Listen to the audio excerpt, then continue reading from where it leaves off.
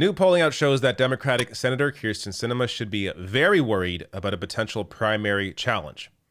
Now, first up, this may sound like deja vu because there have been many polls showing this. In fact, I have covered those polls.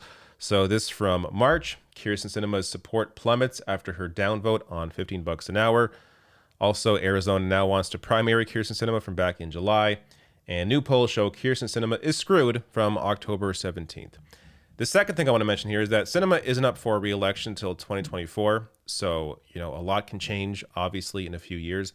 But as things stand, Democratic voters are very aware of how terrible she is. And of course, Republican voters would never choose her over an actual Republican, as I've said a million times before. So let's get to the new polling now. This is from OH Predictive Insights.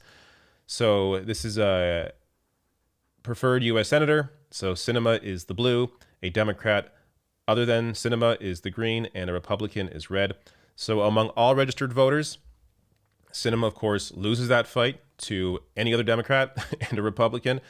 Republicans, of course, those voters would prefer to have an actual Republican over Kyrsten Sinema. Independents are split down the line, and Democrats overwhelmingly would want another Democrat over Kyrsten Sinema.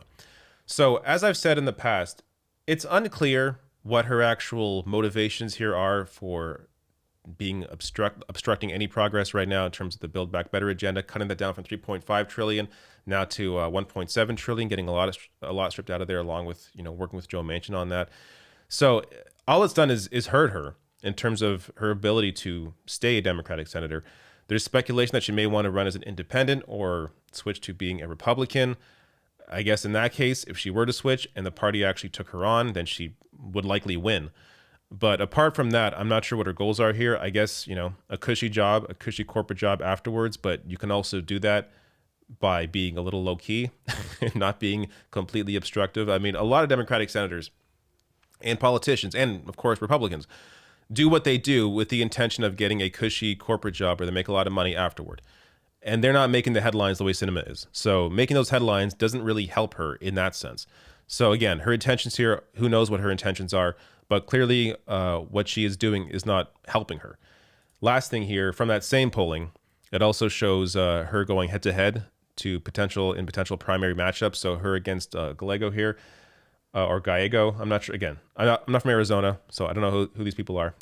But these are other people in Arizona that could defeat her. So Gallego, 47%, with a plus 23 over Sinema. Hoffman, a plus 20 over Sinema. And Stanton, a plus 22 over Sinema. So, if a primary challenge were to happen sometime soon, then she would be screwed. But in a few years, who knows what's going to happen by then. But it just shows you that, it's good to see Democratic voters in the state of Arizona actually paying attention.